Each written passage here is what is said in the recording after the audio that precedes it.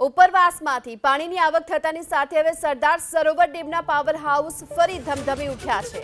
મધ્યપ્રદેશના ઓમકારેશ્વર અને ઇન્દિરા સાગર ડેમમાંથી સતત પાણી છોડાઈ રહ્યું છે, જેના કારણે નર્મદા ડેમમાં પાણીની ધરખમ આવક થતા ડેમની સપાટી 132 મીટરને પાર થઈ ચૂકી છે।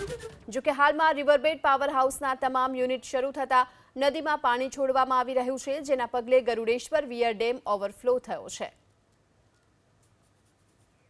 ઉપરવાસમાંથી પાણીની આવક થતાની સાથે હવે સરદાર સરોવર ડેમના પાવર હાઉસ ફરી ધમધમી ઉઠ્યા છે।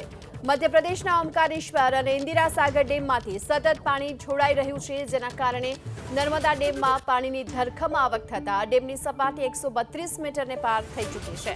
જો કે હાલમાં રિવરબેડ પાવર હાઉસના તમામ યુનિટ શરૂ થતા નદીમાં પાણી છોડવામાં આવી રહ્યું છે, જેના પગલે ગરુડેશ્વર વિયર ડેમ ઓવરફ્લો થયો છે।